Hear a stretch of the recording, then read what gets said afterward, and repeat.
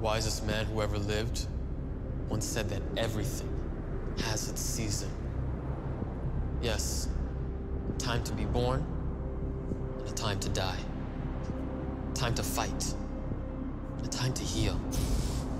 But what about everything else? Everything in between? Seasons like this. Seasons so utterly forgettable. We forget they're even seasons at all.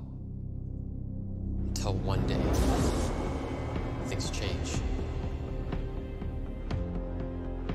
And suddenly, we're reminded with stark clarity how closely the darkness is always at hand.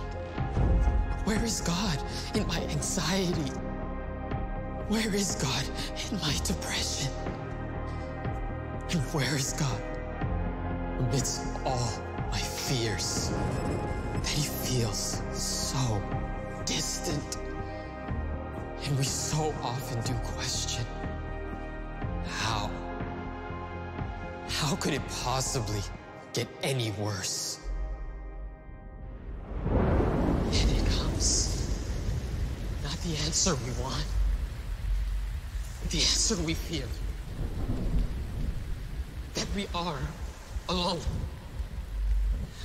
The pain we feel, it has no cure. There is no end. Our restlessness is as hopelessly futile as our cries for mercy or even relief.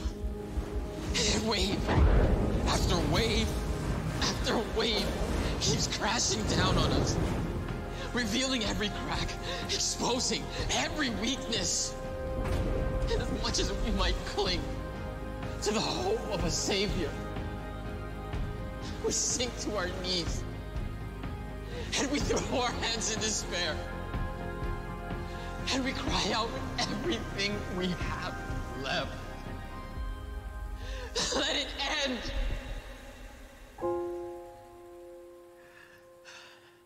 Let it end, God. Please, let it end. And then a still small voice replies, "It is finished."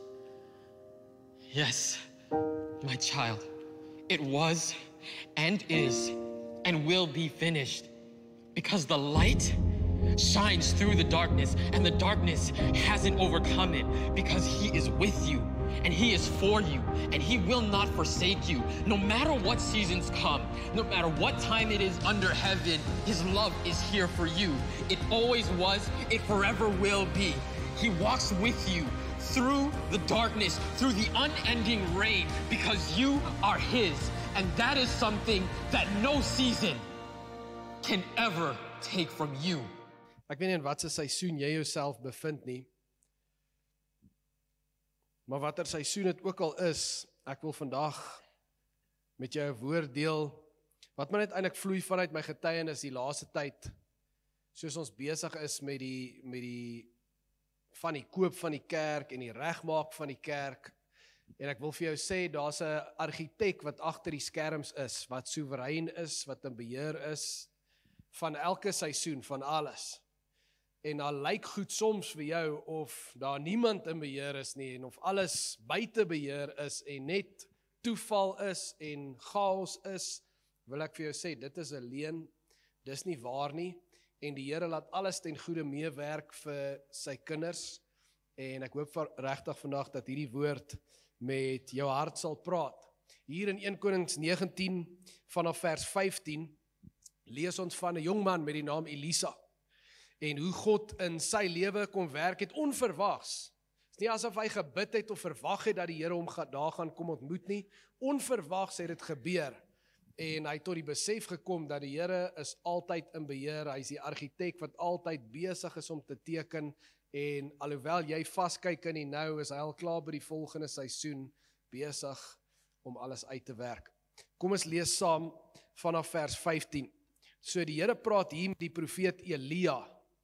En Elia is hier op 'n bad plek. Hy's 'n bietjie depressief. Hy kom nou net uit battles uit wat hy actually gewen het, maar van daai mense wil hom nou doodmaak. Nou is hy op 'n bad plek. En is amper so half, hy het nou genoeg gehad van hierdie profeet storie. Hy het great goed vir die Here gedoen, maar hy word nou te oud vir hierdie storie. En snaaks genoeg gee die Here hom dan 'n woord om 'n opvolger te kies. En die Here begin en hy sê vir hom hierdie woorde: draai in jou spore om. Met ander woorde nou.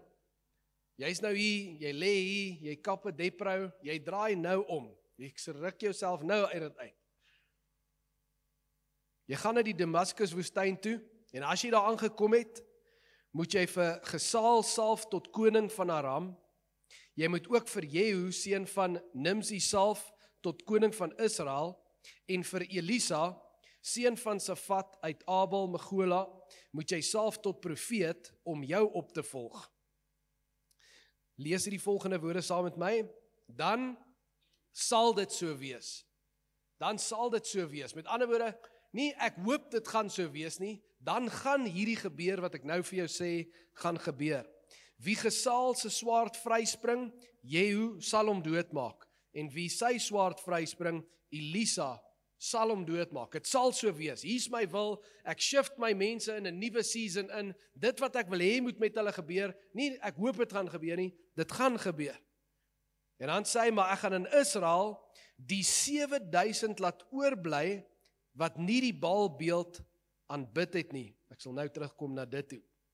Dan gaan hy aan in vers 19 en hy sê, nadat hy daar vandaan, dis nou Elia, al weggegaan het, kry hy toe vir Elisa, seun van Safat, besig om te ploeg met 12 spanne van 2, terwyl hy self by die agterste span geloop het.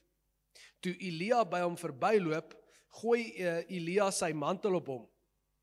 Hy het sy osse net so gelos en agter Elia aangehardloop en gesê, laat ek tog net my pa en my ma gaan groet, dan sal ek saam met u gaan. Hy het agter hom aangehardloop, besef wat hierdie moment vir hom beteken, en gesê, ek gaan saam met jou, laat ek net my familie gaan groet. Die Here praat met die profeet Elia, en hy begin en hy sê vir hom, daar 7000 mense, onder my mense, wat baie meer was. 7000, so ons kan nou hier sit en dink 7000 is baie, maar 7000 is min vir God se volk in hierdie tyd. Dis die minderheid, 'n klein druppeltjie in die emmer. Wat die Here sê, aanbid nie die Baalbeeld nie. Hulle is nie beïnvloed deur die kultuur nie. Hulle harte is bly my soek. Hulle bly opreg vir my bid, vir my aanbid, en hulle soek my wil in hulle lewe, en ek gaan nou 'n season shift meebring. Hulle moes die heeltyd suffer en sien hoe als meer agteruit gaan, en hoe hulle vriende en familie al meer een voet in geloof en een voet saam met die wêreld, en dit beïnvloed net alles op 'n slegte manier. Dit het vir lank genoeg so aangegaan. Ek gaan nou hierdie mense vat, hierdie 7000, en ek gaan op 'n spesiale manier in hulle lewe en deur hulle lewe kom werk. Hierdie gaan my mense wees.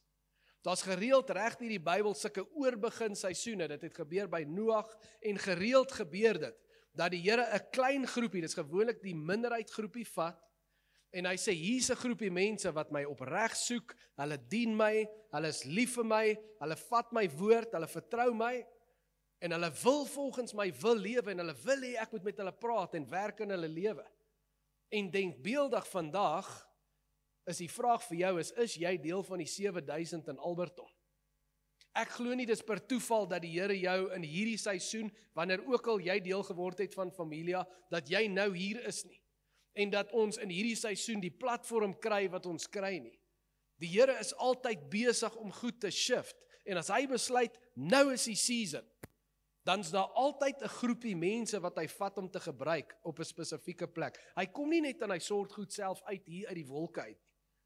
Dit begin in die harte van mense deur vision, hy plan dit in die harte van mense.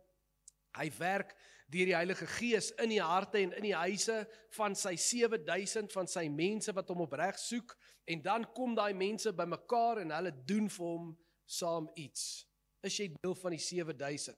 Want die Here is besig met 'n season shift. In hierdie 7000 begin hy nou individue uitlig. Hy sê, hierso is 'n paar ouens, wat jy sommer nou na toe kan gaan, en sê vir hulle, ek kies hulle. Onder andere is een van hulle hierdie jong man, Elisa. Nou om Elia op te volg is 'n massive taak, né? In daai tyd al God se mense se geweet het, this is the guy. Soos as hierdie ou bid, jy moet bang wees vir hom. As jy in sy verkeerde kant kom, hy bid laat vuur uit die hemel uit kom, letterlik, dan kom op vuur uit die hemel uit. Soos jy sukkel nie met hierdie ou nie. Ek dink nie 'n jong man, enige jong man, hoe lief hy ook al vir die Here was in daai tyd, sou ooit gedink het hy's reg, kan Elia enigsins in sy lewe ooit opvolg nie. Never mind terwyl hy 'n jong man is. En hier's hierdie ou, hy's net besig, hy's saam met sy familie. En let op. Die Here praat met Elia oor Elisa, voor hy met Elisa praat. En dit klink nou voor die hand liggend, want dis wat ons lees, maar dis 'n massive punt, en ek wil dit so sê. Die Here praat agter Elisa se rug van hom, oor hom. En ek wonder of jy weet vandag, dat die Here agter jou rug praat van jou, oor jou. Die Here sê vir Elia, ek glo in hierdie laaitjie, ek glo in hom. Ek wil iets in sy lewe kom doen, ek sien iets groter in hom. En ek wil hê jy moet na hom toe gaan, en hom salf, en hom laat weet, dat ek sien dit in hom, en dat hy nou moet kom, want dis nou 'n season shift wat gaan plaasvind, en ek gaan hom nou vir groot goed gebruik. Ek wonder of jy vandag besef dat die Here praat van jou, en dat die Here sê van jou, ek sien in daai persoon, ek sien in Dries iets groot. Ek sien in Maurits iets groot. Hier's wat ek sien. Hier's wat ek wil doen. Hy praat alreeds oor jou, voor hy die woord na jou toe bring, want hy's die argitek wat besig is om te teken. Voor Elisa geweet het, wat is God se plan vir my? Sien God my ooit raak? Het God alreeds 'n plan gehad, wat hy besig was om te teken vir die volgende seisoen? Dit was nie Elisa se plan nie. Elisa het nie God gekies nie. Hy het nie na God toe gekom en sê, Here, hier's my plan, seën asseblief my plan nie. Ons kies nie die Here nie, die Here kies ons. En dis nie net wat ons glo in die Here nie, die Here glo in ons. En hy kom en hy praat oor jou, en dan kom hy na jou toe, en hy kies jou, onverwags kom hy en hy sê, nou is die tyd. En hy roep jou vir groter dinge. Maar dis waar dit begin, is hy praat oor jou, hy sien dit in jou, en dan begin hy om die prentjie te teken, nog voor hy na jou toe kom. Hy's die heilige argitek. Elisa, dink ek nie, het gevra vir 'n groter roeping nie. Ons sien nie dat hy bid en vir die Here sê, asseblief Here, gebruik my op 'n groter manier nie. Hy's besig by sy familie se plaas, hy's in die warm son, dis 'n gewone dag, hy's agter die boude van Osse, letterlik. Is hy besig om te werk. En vir hom is dit net nog 'n voorspelbare ritme van die dag. Dis hoe die dinge gebeur op die plaas, dis wat nou moet gebeur. En in hierdie voorspelbare moment gebeur die onverwagte. Kom die Here met 'n onderbreking. Miskien was hy al negatief, miskien het hy al gedink, Jesus, ek wonder of die Here nog goed doen in ons tyd. Ek wonder of hy nog werk, ek wonder of hy nog met mense praat.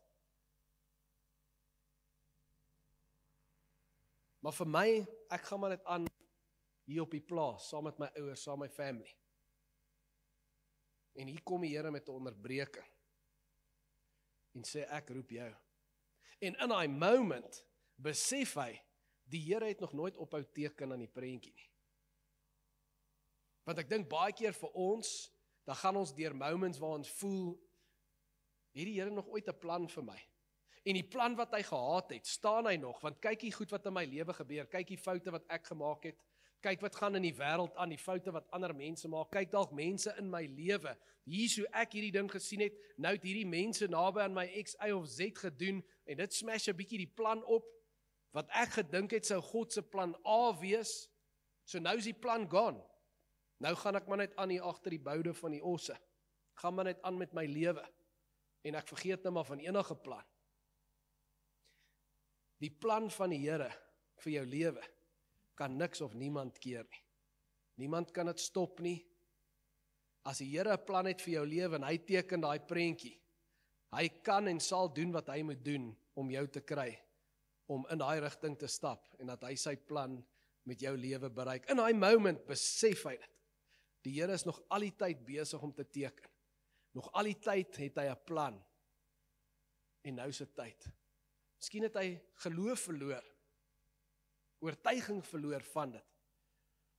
Hierdie week, soos ek loop op daai gronde van ons nuwe kerk, loop ek daar, ek meen tot nou toe was dit nog baie unreal. En ek meen vandat ons die sleutels gekry die 13de Oktober en ek daar begin rondloop, toe word dit nou stukkie vir stukkie, dag vir dag al meer real. En soos ons nou al meer begin werk en daar's 'n datum en mens sien al die werk wat nog moet gebeur en die datum kom al hoe nader, nou word dit baie real. Maar ek meen ek loop daar in die week en ek staan daar en ek dink net by myself, hoe het hierdie gebeur? Hoe het hierdie gebeur? Soos een moment het ons net nog beplan aan volgende Sondag se diens en alles wat hier by die kerk moet gebeur en wat hier gebeur. En nou is ons, daar shift 'n hele season vir ons, is daar 'n shift. Hoe dit gebeur? Dit was so onbepland, inteendeel, dit was so onmoontlik gewees. In die fisiese, in dit wat ek kon sien. Maar hier staan ons, daar loop ek op daai gronde. En elke persoon wat die Here gestuur het, en elke geld wat inbetaal is, en elke persoon wat nou kom en deel is alles net so, dit lyk so asof iemand hierdie ding beplan het, maar jy het gepraat agter my rug, want ek weet nie daarvan nie. Maar hier kom hierdie ding by mekaar. En wie was dit? Ek besef net soos Elisa moes besef, die groot argitek was nog al die tyd besig om hierdie ding te teken, om te besluit, in daai seisoen, in daai jaar, in daai maand, is dit die plan vir Familia, dis die plan vir Jacques, dis die plan vir Gail, dis die plan vir elkeen van die 7000 om deel te wees van hierdie season shift, en dit raak ons as 'n kerk, maar as jy deel is van so season shift, moet jy weet, daai raak ook jou, en dit raak ook jou gesin, dat daar's 'n season shift wat besig is om plaas te vind, en miskien moet jy ook bietjie vas. Ek het baie gevas die laaste tyd en sê, praat Here, werk Here, maak deure oop, maak deure toe, help Here, hoe gaan ons hierdie goed doen? En die Here was net faithful, die argitek het net bly teken, of sy blou druk het net bly unfold, soos ons aangaan, en soos ons nog steeds aangaan, is die goed net besig om so in plek te val, soveel so dat jy kan sien, die Here het al die tyd hierdie ding beplan. Geen mens kon hierdie goeie so by mekaar sit op hierdie manier en alle eer aan die Here. Ek wil jou 'n paar foto's wys, net so vinnig van die werk wat daar gebeur. Miskien gou ligte drop, Jakes, heeltemal hierso op stage, hierdie, daar's hy. So, daai mure, ek wil amper sê dat dit nog erger gelyk as dit, hoor. Jy kan maar net so 'n bietjie aangaan. So, ons is besig met al die werke daar. So, dis hoe die yard gelyk het. Nou, die bome en wortels wat daar was, is legio. Hulle gaan tot die middel van die aarde, het ons hulle uitgetrek en hulle gegooi. Jy kan maar net aangaan. So, ek wys jou maar nou net bietjie van wat daar was en hoe dit gelyk het. En alles waarmee ons besig is, nog moet besig is. Nou hier, né, sien jy hierdie stukkie? Hier's waar die jumping pillow sou moes kom. Jy kan maar na die volgende een toe gaan, en daar was so baie wortels en rotse en goed, so daar's daai stuk nou. Nou, as jy dit nie fisies daar was, gaan jy dit nou nie waardeer soos ek dit waardeer nie. Daai is die klippe wat daar uitgekom het, 'n paar van hulle uit daai grond uit, soos dit, né? Dan sit net 'n koppie wat uitsteek, en geen mens sal hom uittrek nie, TLB. So hier gaan die jumping pillow vir die kinders kom. So ons is lekker besig, maar soos ek sê, ek loop hier rond, en daar's net hierdie hele tyd, hierdie een ding wat by my opkom is, as ek die vraag vra, is, hoe het hierdie gebeur? Hoe is ons nou besig om aan die te werk, van waar ons was? Dis net die argitek, wat besig was om te teken. Dis al wat dit is. En daai selfe argitek is besig om te teken oor jou lewe en oor jou gesin, en jy voel dit dalk nie, want die ding is ons as mens, ons kan net sien wat voor ons is. Soos jy my gevra het in April, wat dink jy gaan gebeur? Ek sê, ek weet nie, ons kan nie nou iets koop nie, ons gaan net aan. Ons kon nie hierdie ding beplan nie, maar die argitek was aan die teken. Ek kon dit nie sien nie, maar hier is die belangrike ding. Mens moet in jou hart glo, want wanneer so 'n geleentheid kom, en jy het nie geloof nie, dan sal jy dit nooit vat nie.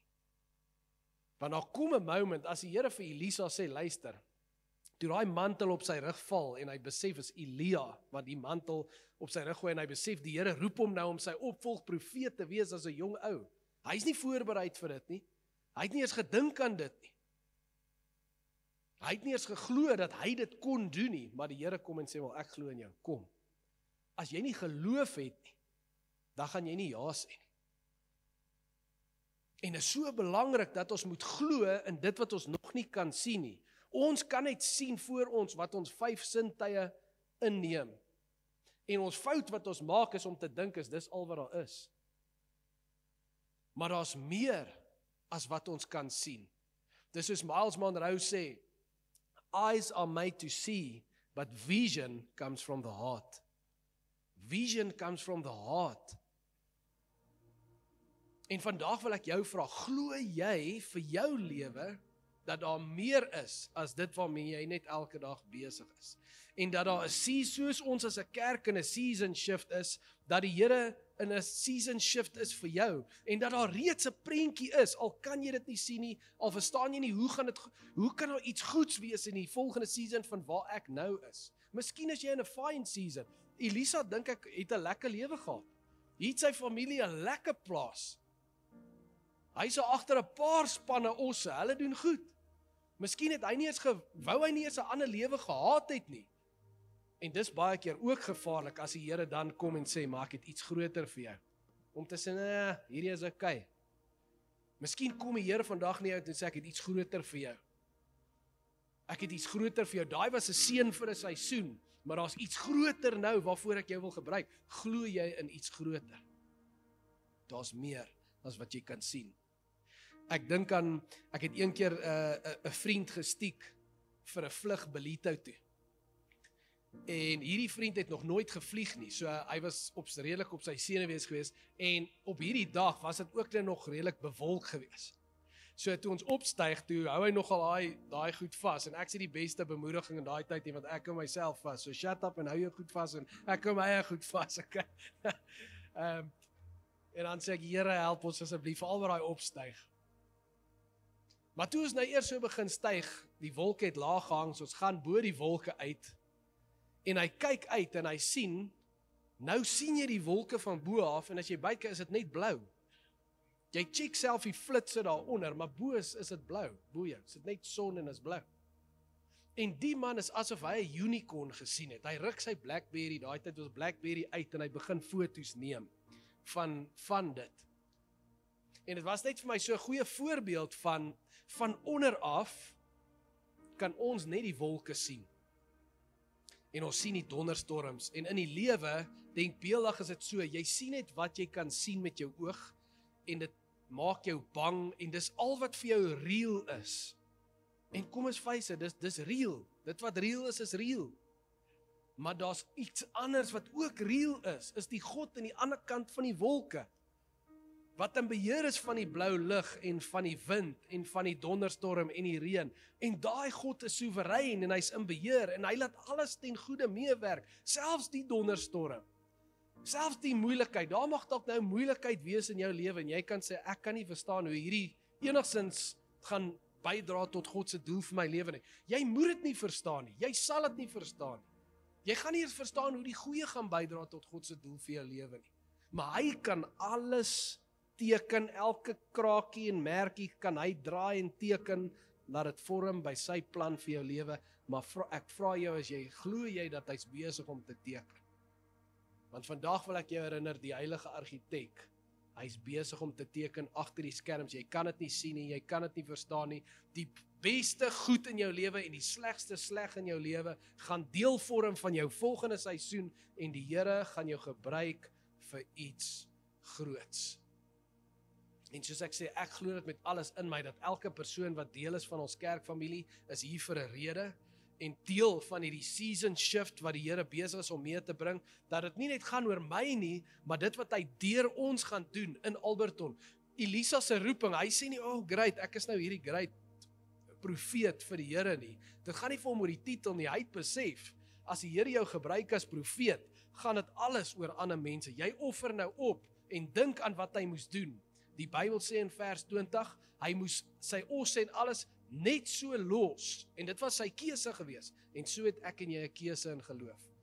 Wat moet jy los om te gaan na die roeping van die Here in jou lewe? Partykeer is al goed om te los, en dis nie noodwendig slegte goed nie, partykeer is dit, ander keer is dit okay goed, maar om te sê, daar's iets meer vir my in hierdie season, en hy los dit, en dit sê net, hy het gehardloop agter Elia aan. Elia lyk my as 'n ou wat hy mors nie tyd nie. Hy gooi sy mantel op hom en daar loop hy. En dit sê, en hy het gehardloop agter hom aan, dat hy nie vir hom wegkom en sê, wag net asseblief, ek wil net gou my ouers groet, dan kom ek. En hy gaan, en hy hardloop agter hom aan. Is jy gereed om te hardloop agter God se roeping vir jou lewe? Want daar kom 'n seisoen en die Here sê, dis nou, jy moet nou kom. Hier's die season shift, ek doen alles wat ek moet doen, ek kry alles reg, maar glo jy genoeg om te kom? Glo jy dat ek glo in jou? En vandag is dit miskien vir jou 'n gewone dag, en hierdie was vir jou 'n gewone week, soos dit vir Elisa was. En miskien moet jy die penny hoor drop, miskien moet jy die mantel ervaar oor jou kom vandag. Elia is ook net 'n gewone mens, God het kragtig deur hom gewerk, het was nie hy nie, het was God, maar hy's net 'n gewone mens, so al wat hy kon gesien het is, hier's hierdie ou wat 'n lappie oor hom gooi. Maar dit was, die mantel is nie net 'n lappie nie, dis 'n roeping, is 'n calling. Daar's 'n salwing wat daarmee saamkom, en net so wil die Here 'n salwing vir jou gee deur die Gees. En sê, ek roep jou, ek wil jou bekragtig, en ek wil jou gebruik vir groter goed, deel van my storie, nie jou storie nie. Dis nie Elisa se storie nie, dis nie sy roeping nie, dis nie sy gift nie, dis alles God se storie, is jou hart en jou oor oop vir God se storie, vir God se roeping, vir die gift wat hy jou wil gee in hierdie season. Want daar's so roeping vir elke liewe een van ons, wat die Here sê, nou is ek besig om te beweeg in Alberton, en ek soek jou. Ek glo in jou, ek wil jou gebruik vir iets groter.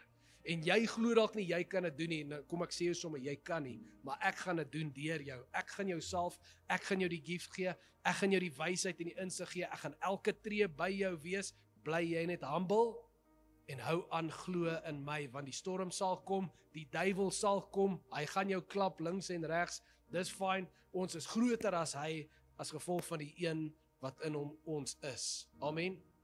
En daarom glo ons, en ons vertrou vir groter dinge, nie omdat ons groot is nie.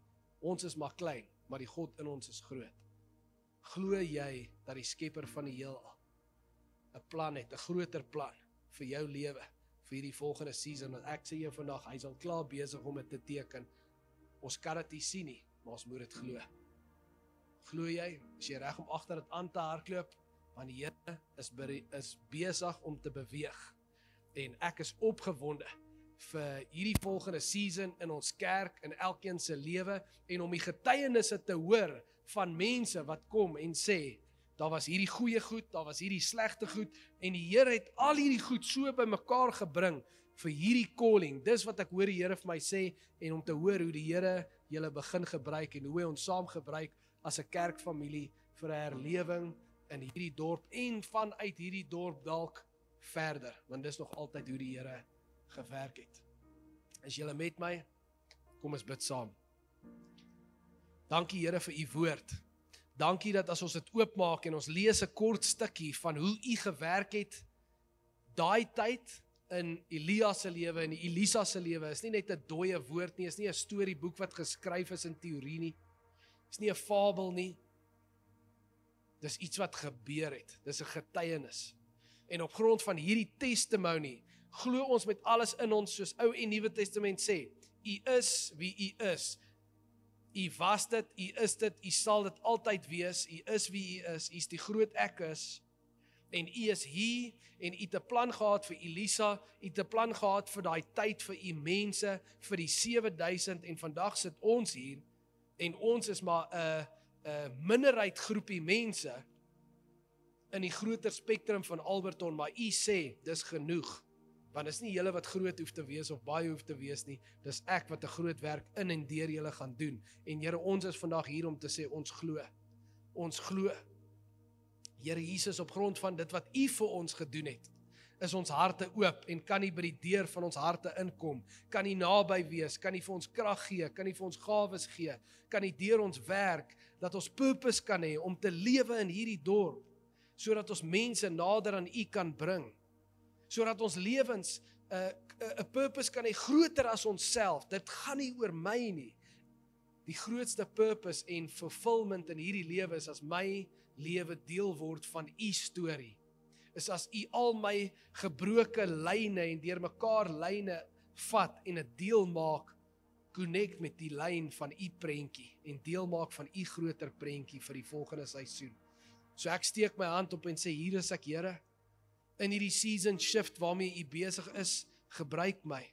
Ek is gereed om saam te hardloop. Ek is gereed dat U in my en deur my huisgesin kom werk.